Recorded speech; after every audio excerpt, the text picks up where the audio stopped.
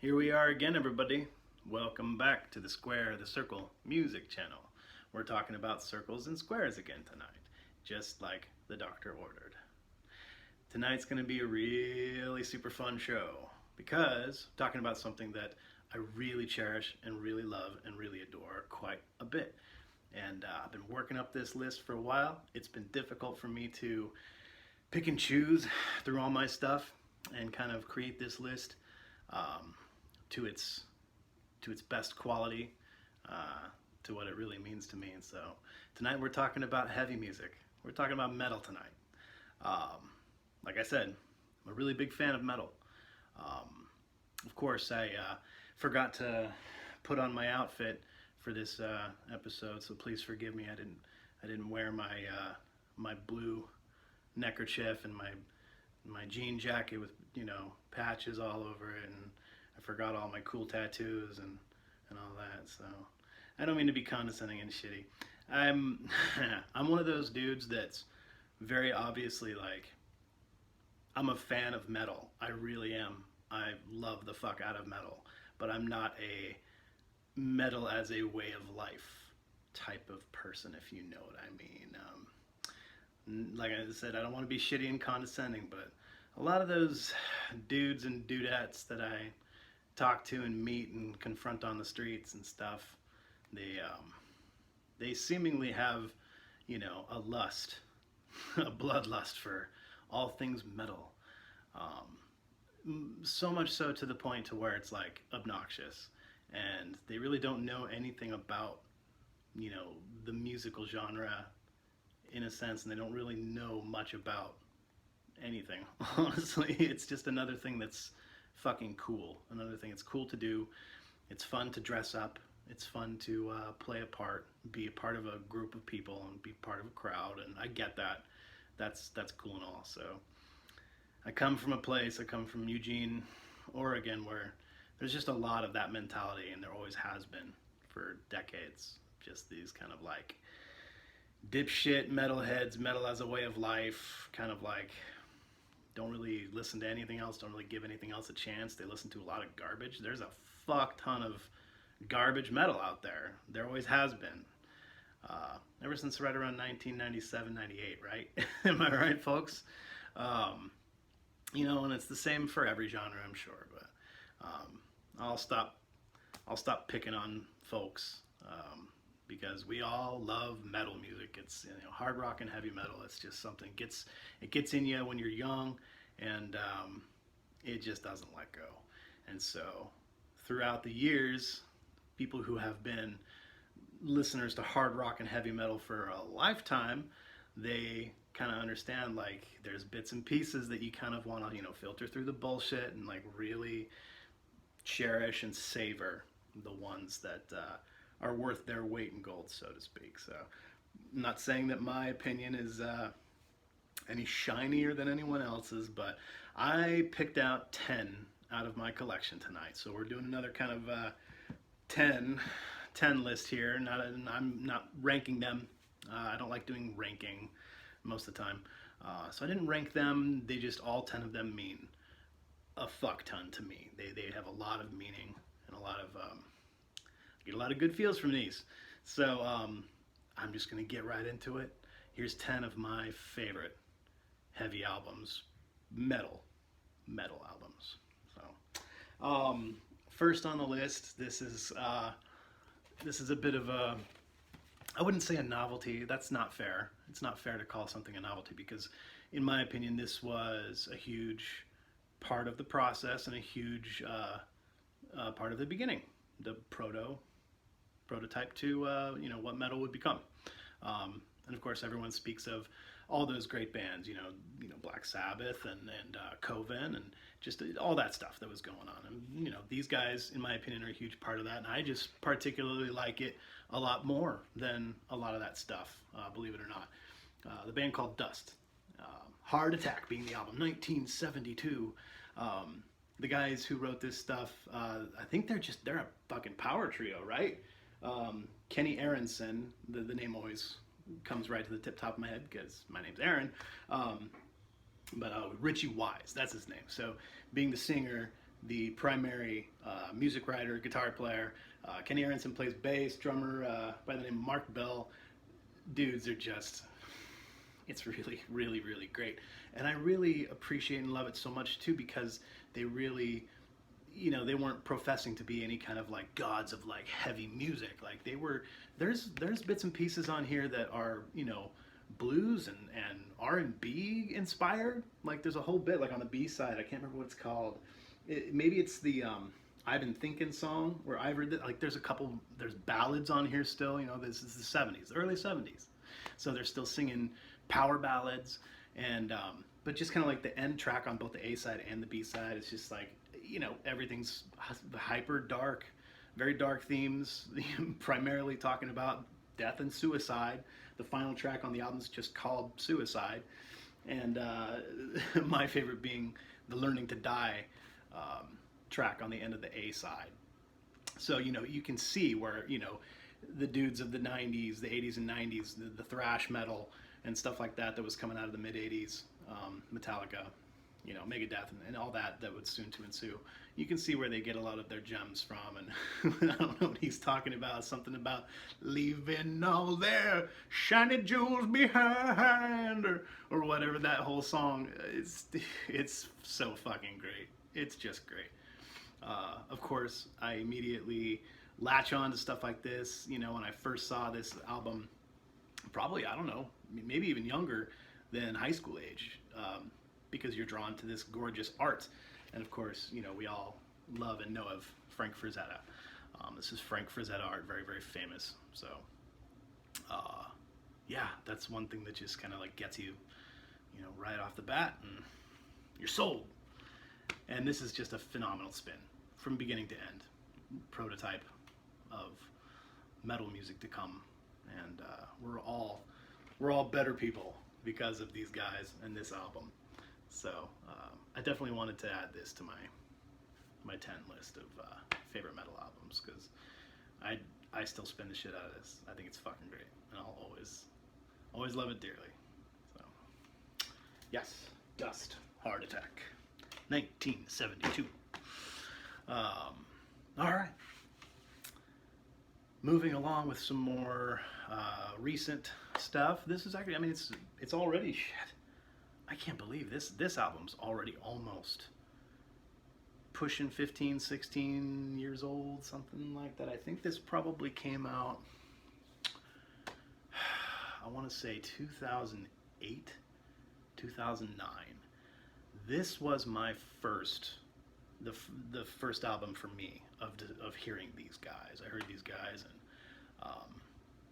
still back in my days of like, my early 30s, and I was still just kind of like, cooking in a kitchen and just getting wasted on shift, and just, all of us idiots in the back just flipping knives around and swatting each other with towels, and just being a bunch of jackasses. And we were listening to a lot of stuff like this, and this had come out, I think it was probably about 2008, 2009, and more almost kind of a hard rock band. But they're metal. They're definitely metal, but not super edgy, doom or sludge or black metal or anything just like that's like incredibly edgy and incredibly just like out there. A lot of you who've ever watched my videos or know anything about my taste and sensibilities probably get the fact that I'm not a really edgy guy, and I don't listen to a lot of really hard fucking music. I do like my hardcore punk, and I do like my, I love metal obviously, but a lot of the metal I listen to, I don't know, a lot of you fucking metalheads are going to be making fun of me, and I guess this probably isn't a video for you guys, all of you metal as a way of lifers type of dudes. But yeah, my metal for me just kind of like is more along the lines of the kind of like art metal, prog metal, that kind of stuff. That's really what I'm into. But I'll quit blabbing. I'm talking about that fantastic band called Baroness, out of the South, Georgia, I think, maybe something like that, Savannah, Georgia. We all know of John Dyer Baisley and his artistic genius, what he's capable of as far as being a fantastic guitar player, songwriter, Um, and the artistry, he does all the album art. Absolutely fucking gorgeous. I've um, talked about his album art before. I did a show themed around my favorite album art, and the album that was put out before this, titled Red, or themed around the color red. I don't think their albums actually have specific title names. I think they're just, you know what I mean. But yeah, this was, I believe, their second album, 2008, I think, or 2009 maybe. Just titled The Blue Record. Yeah, just first time I heard this, some guy that I worked with in some bar in Eugene played this shit for me, and I needed this at that time. Every now and again, heavy music tends to just kind of like, I get not sick of it, but it just gets to be a little bit uninspired, and it gets to be just a little bit of the same, a little bit of just kind of like, oh, this stuff's even heavier, and this guy's blast beats are even fucking faster, and this guy's doing this, and it's like, it's a big fucking, pissing match a lot of the times when you get into metal music, and I just get a little sick of that shit, and everyone's too fucking cool for school, and metal music shouldn't be that, hard rock and heavy metal should not be. It's just as, for the every man and for the every woman, and it's for everybody. it's music for everybody, and that's why I like this flavor of heavy music. It's definitely intended for all audiences. I'm not going as far as to say that like that real heavy thrash fucking black metal shit can't be enjoyed by all types and all people. It just, you understand what I'm getting at, is just like the music tends to take on that mode of just kind of like being, macho is the wrong word to use, but it's the first word that fucking comes to mind. Just kind of stupid macho. And I get a little bit sick of that shit. And this is not about that, obviously. This stuff, incredibly inspired, gorgeous, beautiful music the first time I heard this. That song Jake Leg, pretty fucking rad, but the one that really comes to mind is track 5, the Swollen and Halo song. Like, you hadn't heard heavy music and metal music do this type of thing. It was really just kind of artistic to play with the guitar and the sound, the guitar and the bass, and the way they were working back and forth between each other, and the guys playing a steady 4 on the floor, like 140 beats per minute, just kind of almost like a disco beat, just kind of like, and I was like, what the fuck am I listening to? This is metal? This is what metal's doing these days? Cool. I like it. I'm sold. I'm on board. Totally on board. And I have been ever since. So, yeah, Baroness has to be on my list. The one before this, the Red, this guy, I fell off after this one, I'll be honest. I saw these guys like in 2016, 2017, and they had already put out the one after this, which was like the Green and Yellow double album, and then they put out it's like purple and whatever album, just all the colors, and I kind of fell off, getting just to be a little bit kind of cookie cutter in my opinion. But these first two, man, Red and Blue, oh shit, fan-fucking-tastic stuff. Anyone that hasn't listened to Baroness or hasn't heard of them, just get the first 2 albums. Listen to the first 2 albums, Red and Blue. Highly enjoyable. Good stuff. Hard rock, heavy metal stylings, artistic stuff. Cool. Moving on down the line. Yeah, I've brought this one out before because it's very dear to my heart. This made its debut on my channel. I was talking about 90s music and how much I love 90s music because I'm from that fucking era. That's my world. And this one reared its head toward the end of that decade when everything was really metamorphosizing and heavy music was getting really awful, really god awful. Almost so much so, almost to the point where I kind of was just kind of like, I don't know if I want to even bother delving into anything new these days, any new music, because it was all so trash. It was fucking trash. I call it garbage rock. Basically anything from 1998 to 2008, just kind of like, it was just Oh my God, I can hardly even come up with any words to really describe. Just basically, I just call it garbage rock, and I think you all know what I'm talking about. All that, you know, uh, Linkin Park, fucking Limp Bizkit, Mudvayne, oh my God, just all that trash, Disturbed, and just Puddle of Mud, and I could literally go off. I've already started a list of like my most hated groups of all times, and it's like, well, there's five of them top of the list right there. God, what a horrible era for heavy music. It was just getting worse. It was just Korn and Deftones and just all that fucking trash, dude. A lot of people are going to get really sensy now about the whole Deftones thing. I get it. The rest of them, you're kind of like, okay, well, I see your point. Deftones to me, okay, whatever. I'll save that for another vid. But where was I going with this? Late 90s, things were evolving. Luckily, this one had been part of that evolution that was coming from, it had already started far earlier. These guys, they formed in the early 90s and they were doing a kind of a crust core punk, hardcore punk thing, and it was metamorphosizing into more of a darker kind of metal sound.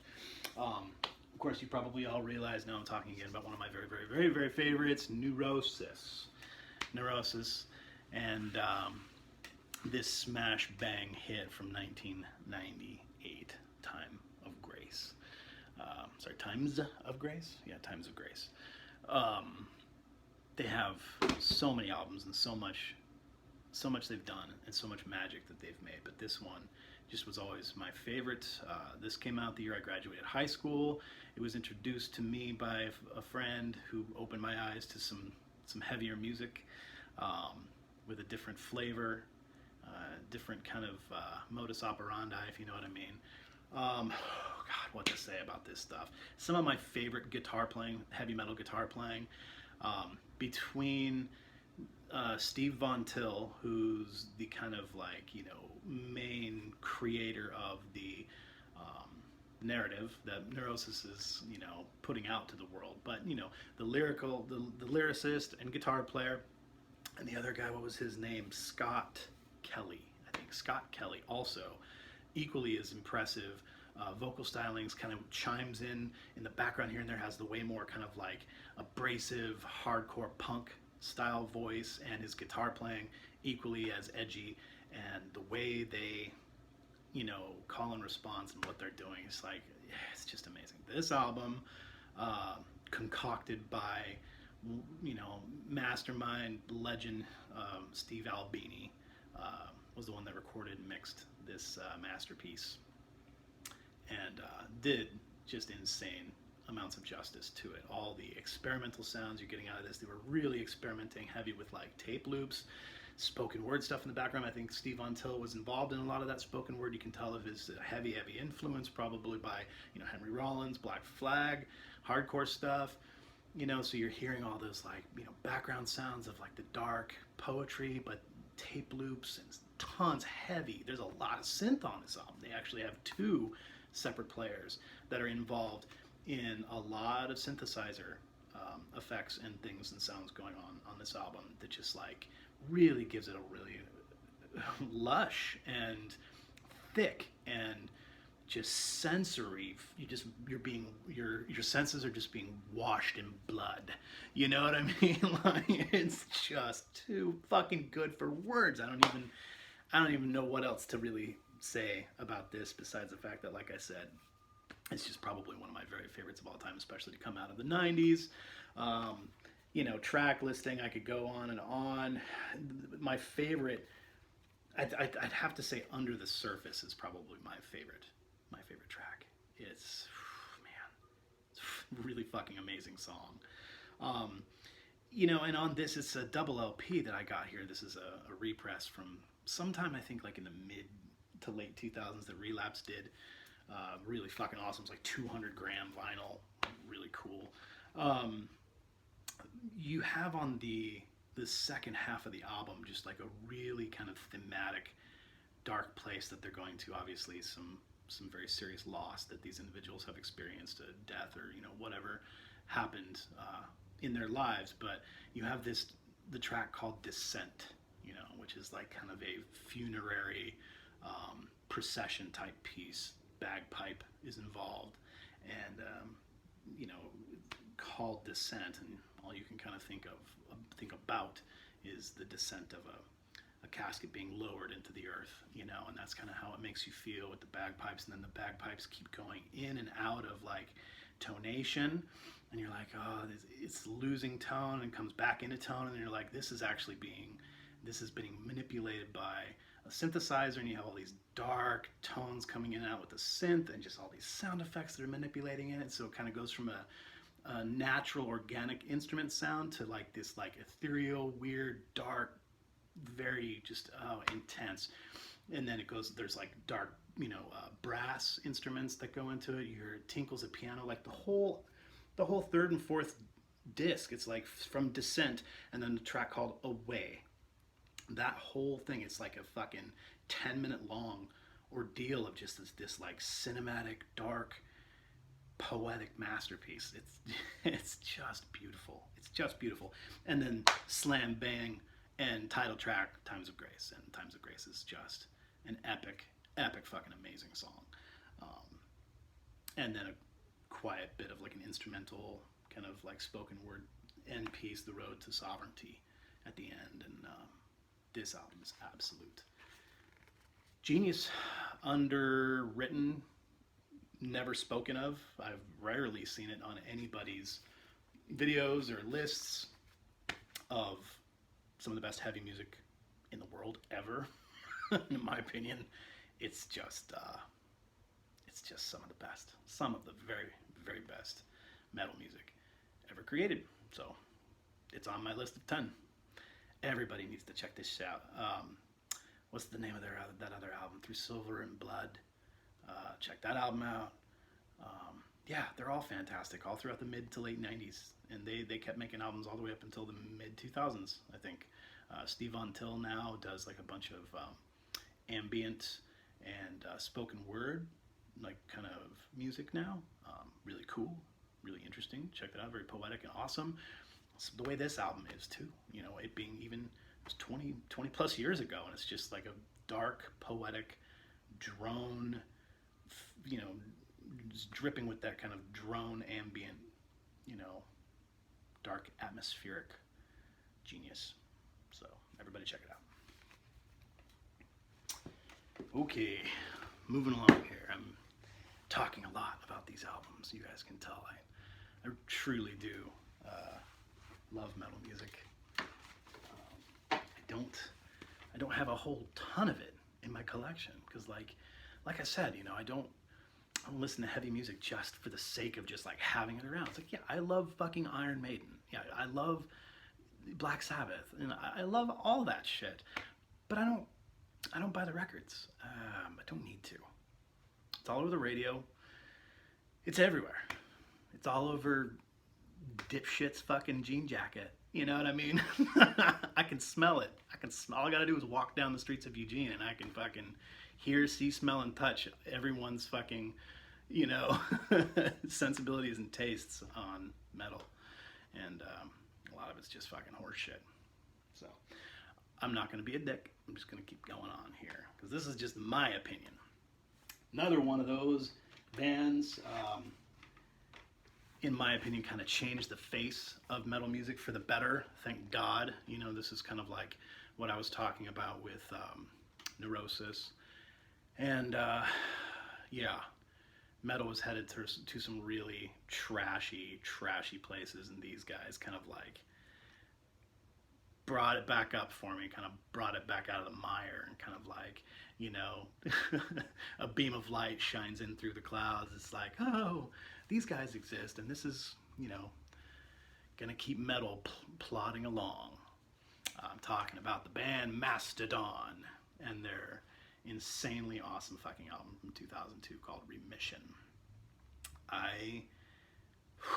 First time I heard this, I'm like in college, and I'm kind of like not giving up on metal, but I'm kind of just like, I'm only listening to a select few heavy bands, because nothing was coming out that impressed me. Nothing. It doesn't have to impress. It just, you know what I mean? There was just nothing ingenuitive. There was nothing fueling the progressive fire of metal until I heard this. And of course, you know, I credit their drummer, what's his name, Daler, Bron Daler, I think. That always helps when I hear a drummer who's just in fucking sane, because I'm a drummer and I kind of like biased. I instinctively like latch on to shit that's like got, you know, people that have insane drummers in their band. That helped. But then of course I listened to the album and just like, you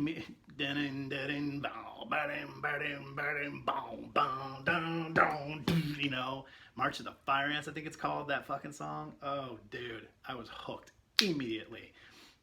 Just keep going through the whole fucking, the Mother Puncher song. Names the song Mother Puncher. I was like, fuck yeah, these guys are great. I immediately loved it. The art, gorgeous throughout all their albums, all throughout the 2000s and even into modern day. Always just very legitimate, beautiful, you know, shit they associate with themselves. Their, you know, whoever does their art. They've always been on the Relapse label, I believe. You know, Relapse is always just putting out fucking amazing shit. Yeah, this shit's legit.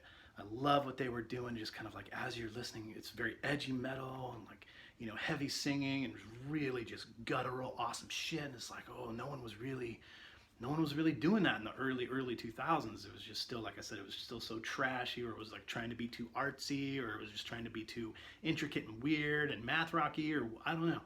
These guys were just keeping it fucking real. And I love all the influences I hear on this album, all the way through the album. Just like all the little bits and pieces of incredible 80s and 90s metal. These guys heavily influenced by Metallica, you can tell, heavily influenced by a lot of the stuff that was going on in the alternative rock world, you know, throughout the late 80s and into the early 90s, stuff that was like really heavily influenced by, you know, hair metal and you know, thrash metal of the late 80s. And so you hear like kind of like, I hear like Alice in Chains inspiration a lot coming out in this, which isn't too much of a departure from that time and place. But I don't know when Lane Staley died or when Alice in Chains broke up or whatever, but this was still in that pseudo era, you know, 2002.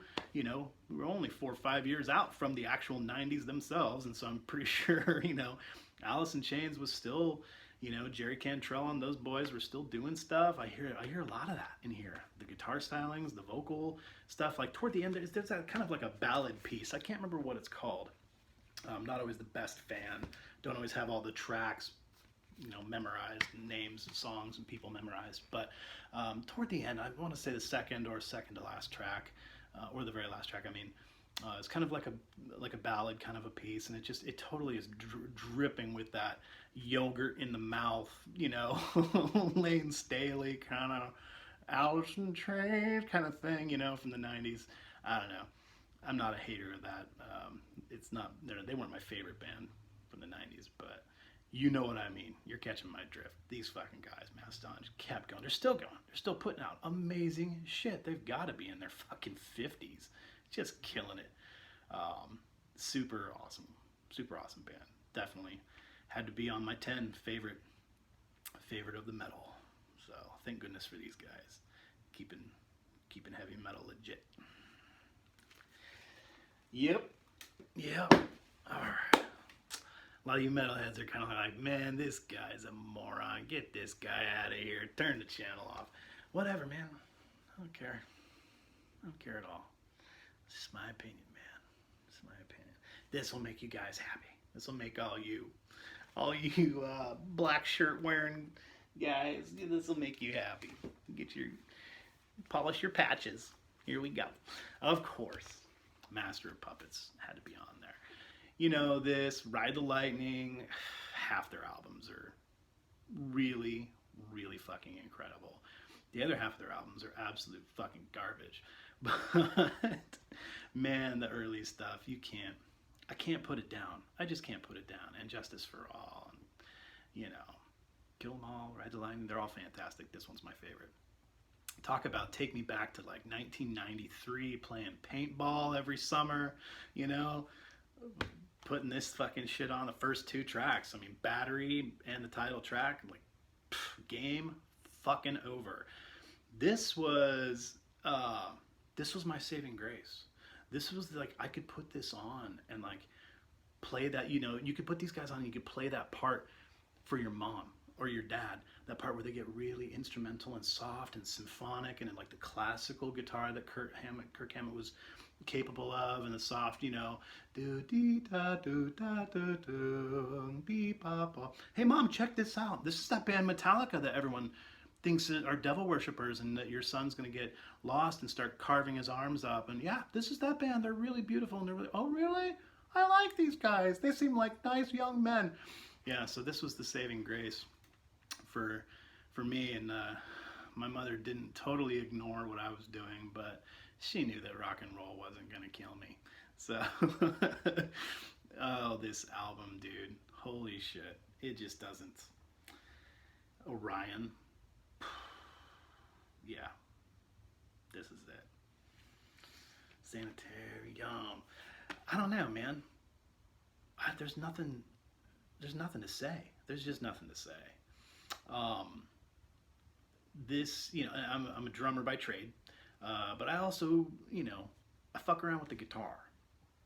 And this was another one of those albums that kind of opened my mind to just like, wow, there's kind of gods on earth, you know, when it came to listening to what Kirk Hammett was doing. It's just like, pretty sure that guy's not human, you know, in my 13, 14-year-old brain. I was like, nobody can do that.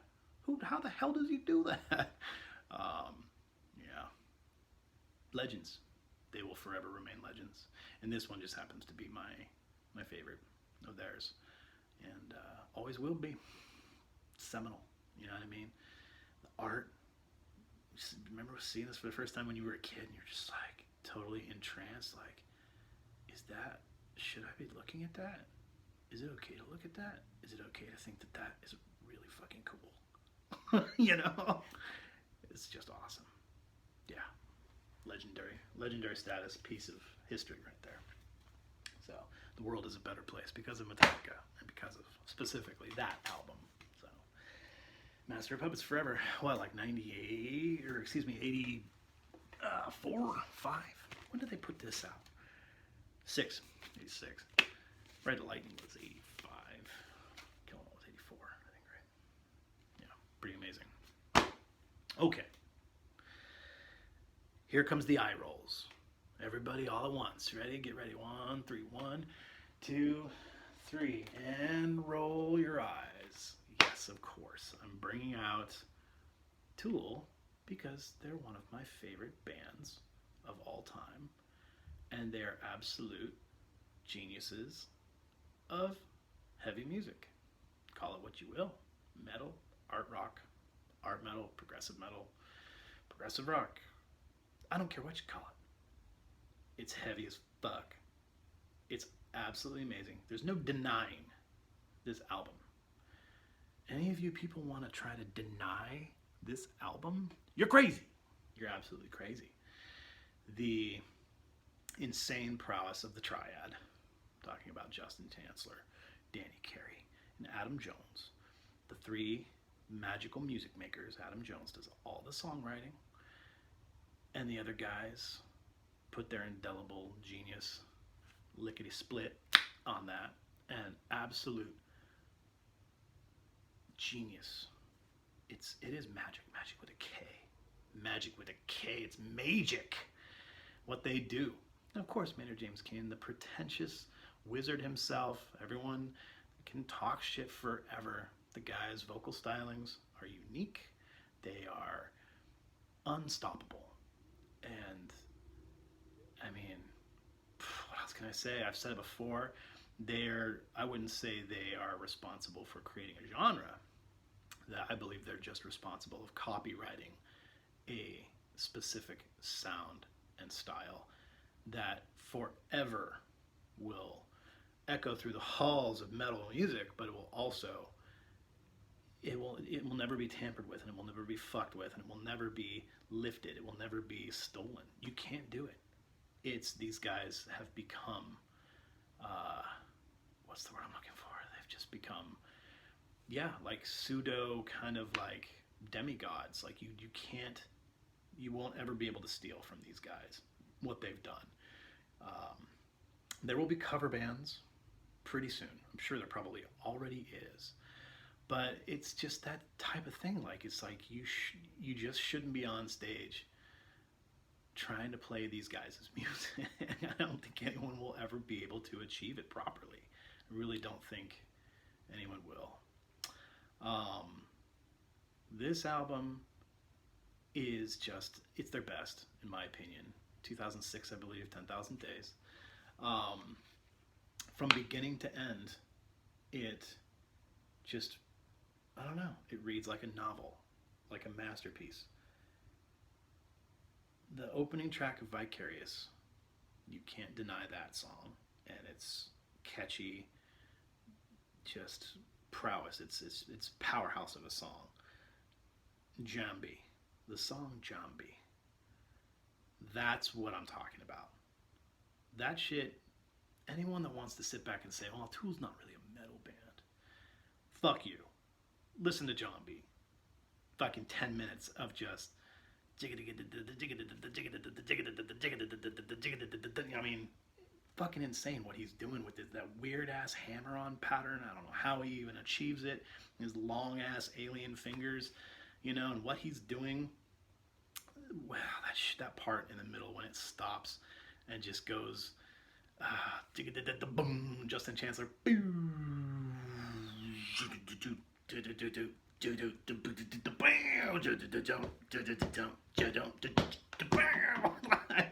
fucking shit right before he brings out that weird sound effect that he has on his guitar. Everyone says it sounds like a talk box, but I mean, it kind of does. But I don't think it's a talk box thing. I think he's just got some insane, I don't know, his effects and how he does his guitar effects or whatever, man. You can't fucking deny how insanely heavy that song is. All these songs. And psychologically heavy, emotionally heavy. Wings for Marie, part 1 and 2. You know, that whole tragic, you know, piece about his mother. All of that shit, dude. Oh my god. You know, the Lost Keys Blame Hoffman song. It's like, and then, or I mean, the going into the song Rosetta Stoned. Like, fuck, you can't. Yeah, this album is just insane. My favorite Tool song resides on this album. Right Into, I think Right Into is a masterpiece. Modern day metal masterpiece. So, yeah, sorry. I'll stop being such a fucking fanboy. But, pretty serious fanboy of these guys. Yeah, nothing more to say. I said it all, I guess. Yeah, love them. Okay, moving along. Taking a moment here, thanks again for joining my channel, tuning in, saying hi. Please like and subscribe. It's fun. I put out videos every week, and I get kind of goofy, I get kind of stupid, I say all kinds of dumb shit, and I try to correct myself when I have time.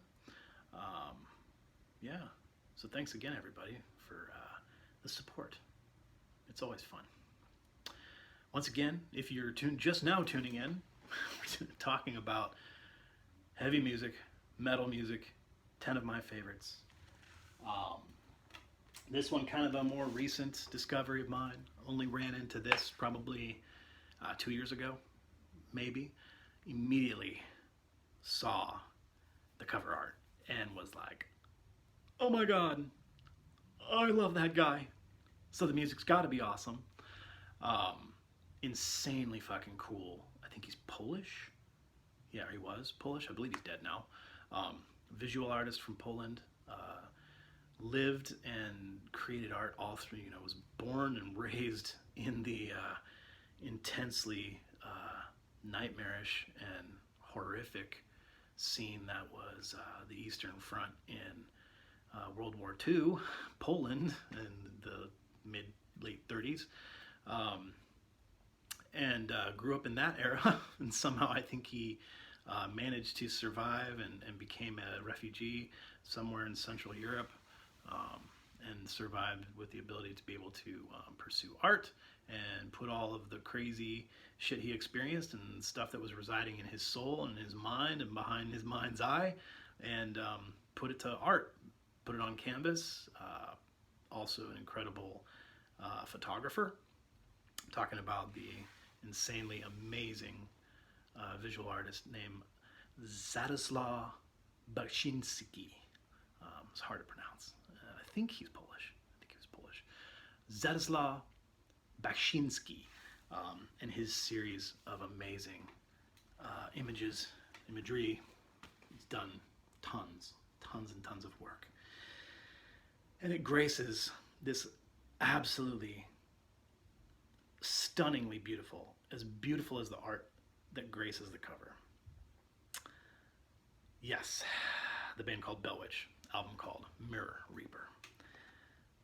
Dude, oh my god, oh my god. This shit is one of the most devastatingly, crushingly beautiful albums I have ever listened to.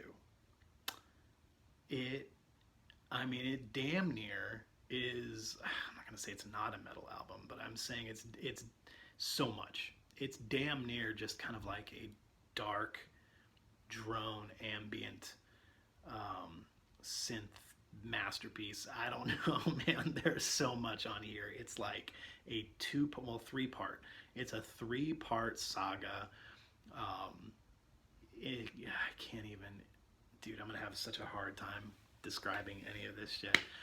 All I can say is there's so much beauty in the way of, dark orchestral synth, lots of organ. I've heard people, and I've seen websites refer to it and describe it as funeral metal or funerary rock, whatever you want to call it. Sure, it has that vibe. It certainly has that vibe. It's doom. It's doom metal.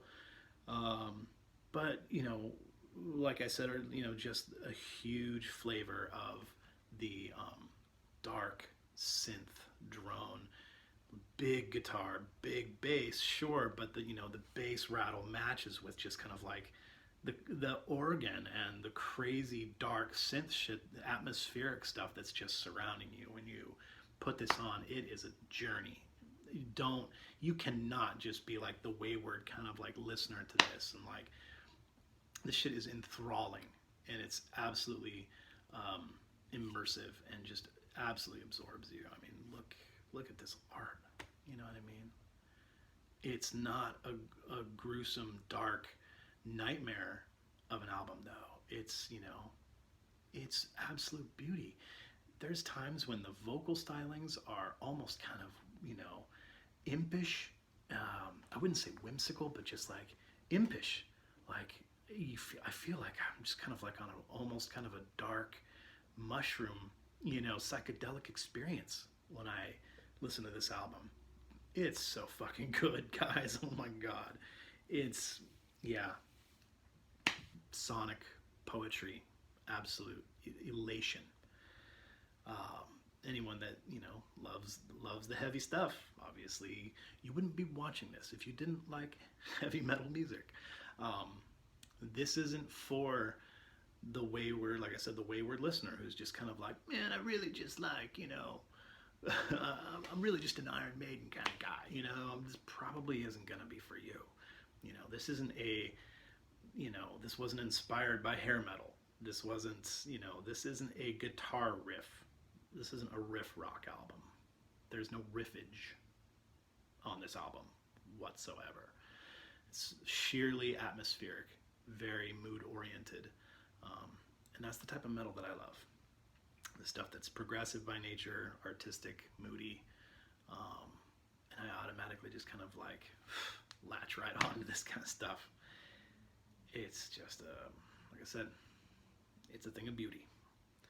So everybody ought to have this. Get you some Bellwitch. 2018, I think, maybe 2017. Yeah, something like that. I got it about a year after it came out. Like I said, I saw that art. I was just like, oh my god.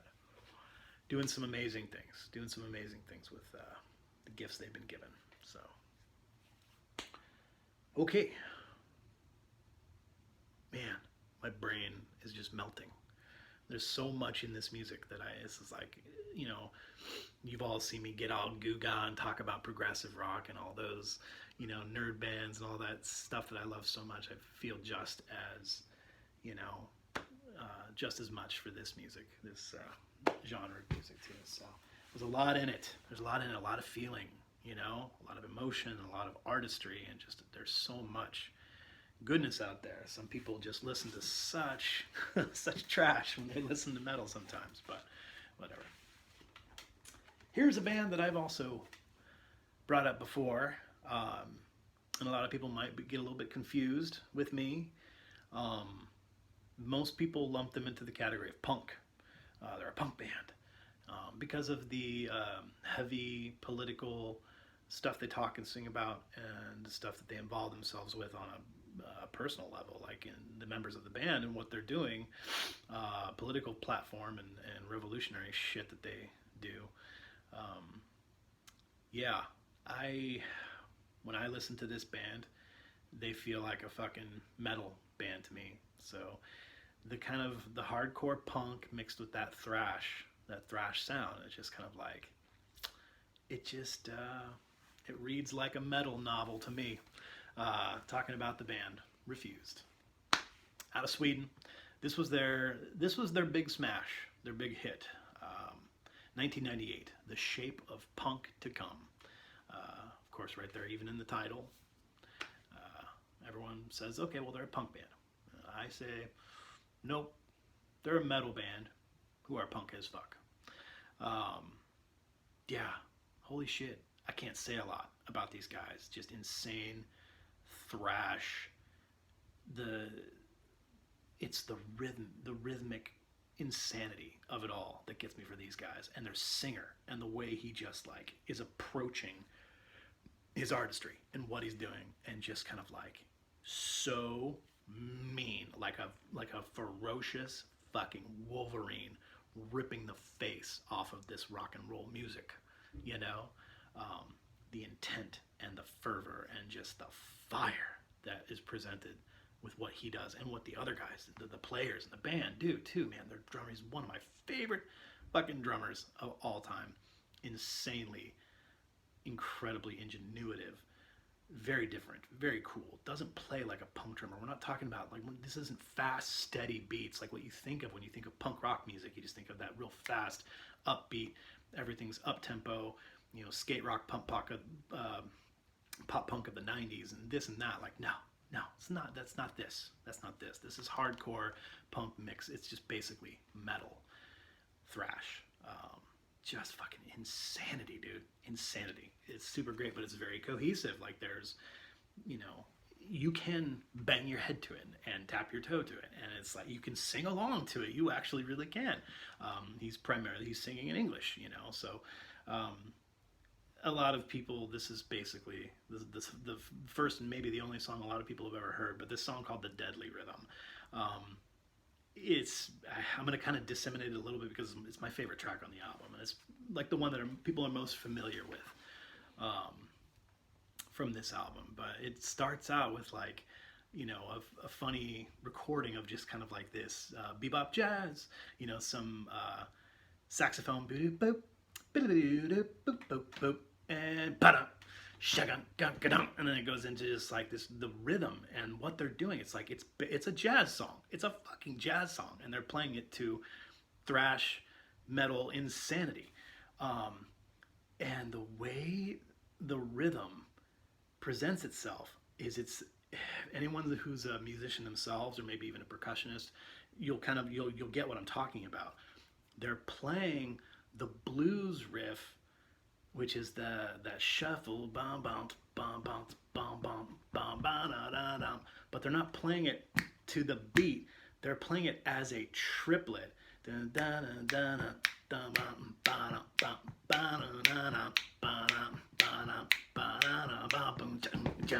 like the whole song goes off like that, and that's what I'm talking about. They're using that really ingenuitive, clever sense of like playing with these rhythms and turning them into like a fucking thrash. And they end with the song and just da da da da da. Like it's so hard to explain. But like I said, ingenuitive, genius thrash metal, just fucking insanity from Sweden, dude. These guys, 1998. Nobody was doing anything like this. Nobody. Everyone was still just kind of like, oh, Pantera and Dimebag, bro, and just like, I don't know, man. Oh, it's so hard to not be a fucking hater, but some people are just idiots, and this shit just fucking passes them by. Oh, you like metal? Oh, you listen to metal music? Cool, man. You've never heard of Refused? Yeah. Okay, man. Cool jacket. Cool jacket, bro. I like that Slayer patch. Cool Slayer patch, man. Just fucking around. Slayer's fucking awesome. I love Slayer. That Rain and Blood should be in this pile. I don't own a copy of it right now. I have in the past, but some stuff ends up in the sale box when it goes to record shows. Record shows are starting to happen again, possibly. But yeah, some of that stuff, it's like, man, oh, I love that song. Or I love that, the way that makes me feel. Or I love that art, you know. It's like, oh, I gotta get that Iron Maiden album. Or I gotta get that Slayer album or whatever. It's like, it always kind of eventually just kind of gets shuffled into the, you know, into the thinning the herd pile. This is the stuff, like I said, it means a lot to me, and it will never go away. This one here, boy howdy. I'm going to be talking a lot about this one here, so everyone buckle up. Of course, this one. Any of their albums could have been on this list of mine. I have big places in my heart, obviously, for these guys. They are from my hometown, Eugene, Oregon. Talking about Yob. Their most recent release on Relapse called Our Raw Heart. Well done, boys. This fucking shit. Just a masterpiece. And talk about how much fun to be in the scene with these guys. They're all right around my age. Mike's a little bit older. Mike's about like seven or 8 years older than me. But Travis, the drummer, Aaron, the bass player, those guys are my age. And when I was in the scene, I used to open for these guys like all the time, like once a month, in numerous different bands I was in. I was in quite a few bands, but we're talking like, you know, late 90s, early 2000s. They had a different bass player at the time. I can't remember his name. He was working at this place down on 10th Avenue by the bus station called Samurai Duck. Anyone, you know, of course, from Eugene knows of the Duck, and it was the bastion. It was the place where metalheads went. It was the metal bar, and yeah, we used to fucking hang out. It was fucking great. They don't know me. They wouldn't know my face or know my name or anything like that. But you know what I mean? Like, when you open for a band at least like 5 times in your youth, like, you inevitably get to like chill and have a beer with them and shoot the shit with them. It's like, of course, the dude's not going to remember me 10 years later. You know, I ran into Mike, the lead singer, guitar player, Mike Scheidt, very famous now. I've ran into him a couple times in recent past, like in Southtown, near like the liquor store. My ex-wife works at the liquor store, and a couple other places, you know, like Market of Choice. I see him at the record store all the time. I see him at House of Records. Shout out to House of Records. Anyway, every day, super cool, awesome people, and they're making some just astounding, monumental, historical doom metal. What they were doing back in 1999, 2000, 2001, they're still doing it, and they're doing it with so much artistic edge and absolute just like pure masters. I mean, kind of created an art form out of a genre of something that didn't really have a lot of artistry in it. You know, taking the doom and the sludge and really putting something beautiful and giving it some direction and giving it some, you know, some art. and some, I don't know. It's hard to explain. Watching them evolve from my hometown here with like a front row seat over the last 15 years has been a real treat, and it's been awesome. And these guys are just testament to what hard work and being a musician, and you know just fucking digging in with your fingernails and just going at it and never stopping. Super cool fucking guys. Amazing album. This just the way it plays out. The screen is my favorite of the. I mean, that song is what these guys are all about. Like I listen to that song and I'm like, I'm sitting back at the Wow Hall, in 2002, watching these guys just slay after I just opened or was one of the opening bands for them, and just what Mike does on that really cool asymmetrical, chunky, choppy guitar thing is what like he's known for, his style, while there's just this like slow bow by Travis, and Mike's just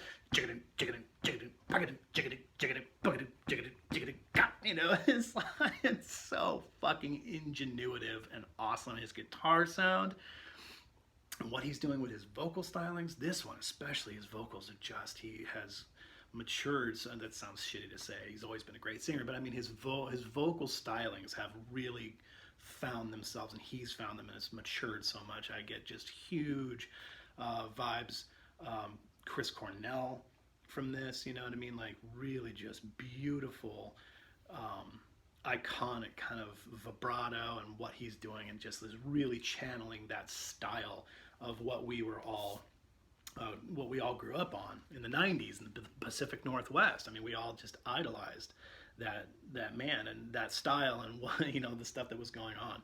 And so this one, Our Raw Heart, oh my God, just came out a couple years ago, 2018, and just it kind of blew us all away, blew me away. I was just like so happy to say I saw them open for Tool here in Eugene just a couple years back, and I was like, man, they did it. So great. Bringing back the fucking ballad, dude. I mean, there's people still doing that. I get it, but this one, side C, that song, Beauty in Falling Leaves. Wow. Well done, boys. Like, what an amazingly brave and beautiful and, simple, but still so, like, there's so much going on. It's such a beautiful song. Yeah, it's a fucking rock ballad, dude. It's a metal ballad. Like, it's great. These guys, yeah. The title track, last song on the album, it's like fucking like 14 minutes long. Our Raw Heart, dude. Super beautiful packaging. Look at all this like witchy fucking super cool metaphysical fucking like hippie awesome shit. Like, well, this should be on the fucking Eugene city flag right there. It's like, welcome to Eugene. This is what we are. They really have like given Eugene a face as far as like people who are music lovers, music appreciators, people who love heavy music. Eugene has kind of become like an underground kind of mecca for, heavy music. It always kind of was a little bit. We had like kind of an underground scene. There was a little bit of an underground punk scene there back in the 90s, and there always has been kind of a super cool underground metal scene, but now it's kind of just like all up in everyone's face, and it should be. And these guys are the flagship, our flagship, and I just like couldn't be more proud. It's fucking cool. Really cool guys. So really amazing album. Anyone that doesn't know about this album, holy shit, the band is called Yob. The album's called Our Raw Heart. Relapse Records, 2018. Get it. It's fucking legitimately super cool. Lots of pressings they did. I think this one's like on the super vomit rainbow splatter. Like, I just love it. Super great. Yeah. Kudos to these guys. Hometown heroes. Hometown heroes. Okay. Gonna call it a night, everybody. Thanks for hanging out with me and talking about some of my favorite music. All my 10 favorite metal albums. This one's gonna end it for me. Another one, I talk about these guys all the time. They're one of my favorite bands. And I'm bringing this one out because, you know, everyone will be kind of confused, like, well, don't you love their newest album? And you've talked about their third album like a whole bunch. How come you don't talk, you know, blah, blah, blah. I'm bringing this one out because, in my opinion, this was as metal as they ever got. After this, they really started, they were, I mean, they've kind of always been a progressive band, but I think that that's what they kind of like decided they were going to do after this album. Was like, we really just want to keep taking this sound that we have, this metal mixed with kind of like other flavors, and let's keep taking it this way. Let's not just keep playing some doomish stoner type metal. And they really grew. They really grew into some really enormous, amazing places. I've talked about them a bunch. They're one of my favorite bands. They're called Elder. This was their first full-length LP called Dead Roots Stirring. Just amazing. I've said it before, I'm so glad that these guys exist and what they're doing and where they're taking heavy music and where they're taking metal. And like I said, they kind of took their metal sound and kind of ushered it into kind of new heights and new places and it's far more progressive than it ever was in the past. But I brought this one out because this is it is a fucking metal album where it's very, very somewhat doomish at times, but very sludgy, chunky stoner, just chock full of stoner riffs, and really fucking great. Super psychedelic, stonery. Nick DeSalvo, the guitar player, you know, you can tell has a penchant for loving those old psych artists from the 60s and 70s, and is heavily inspired from that. Gorgeous art display. The gentleman who does all of their art for their albums has continued to do it over their last three releases over the last 10 years. I believe this came out in 2011, I want to say. Their first one, I think they were still kind of just kids when this shit came out. Like, you can't tell. You know, look at how, you know, just mature and beautiful just the presentation of this, and just jumps right into it. Oh my God. The track Gemini, and then the title track Dead Root Stirring. I think that's probably my favorite track. It just, man, what is his name? Jack Donovan? That is the name? I think it's Jack Donovan, the bass player. I almost like, I couldn't wrap my head around it at first, how muddy his bass sound is, and just chunky. And I was like tweaking with my fucking EQ, and I was like, man, are my speakers broken? I just bought these Sansuis, dude. They're really sweet. You know, I thought my speakers were broken. I thought it was like the pressing. I had but I mean, I had like gotten a hold of Stickman Records, which is like their European outfit outside of Armageddon Shop, that's the US, where they saw the records from. I was like, man, this pressing is shit, man. It sounds all muddy and awful. And I'm like, no, that's Homeboy's bass sound. Homeboy's bass sound is just blowing the EQ just like off the charts, just super, just chunky. You can hardly decipher anything that's going on. I mean, that just epitomizes this album. Not that you can't decipher like what's happening. Like, the music is really intense and really, really well thought out and complex and awesome, but it still has that edge of just being really just kind of raw and just fucking sludgy metal stoner power riffs. Like, fucking amazing, dude. These guys, if you haven't heard of them yet, you gotta get this album. Look at this stuff. It's just too good for words. Too good for words. Yeah. Dead Roots Stirring by the band Elder. You will absolutely go crazy for this album, all you metalheads.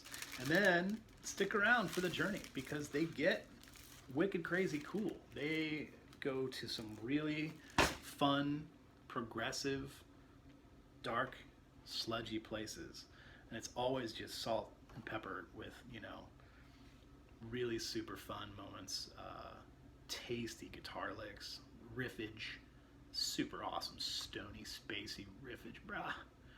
It's awesome. So yeah, I love this sludgy green vinyl. Pretty cool. I'm gonna fucking spin this right now. I've been listening to this for a while. So thanks again for sticking around for all my banter, guys. This has been 10 of my favorite metal albums. I hope you all enjoyed it. Please come back for more. I like to talk about all types of things. I talk about all genres. I have different episodes. I've been doing a Sunday morning episode now where I roll out of bed all starry-eyed and fire up the coffee pot and just talk about ambient music, electronic, soft jazz, that type of thing. So if you feel like it, tune into that. I'm going to start another series coming up soon, probably more focusing on like one single title and just kind of going off for about 15-20 minutes and talking about specific artists, you know, one at a time, rather than just kind of like a big like brain stew of like so much, so many feels, so many metal feels tonight. Got me all hot and bothered now. I want to spin this record. So I love you guys. Don't forget to call your grandma. She's been waiting to hear from you. Yeah, have a great week. Peace be with you.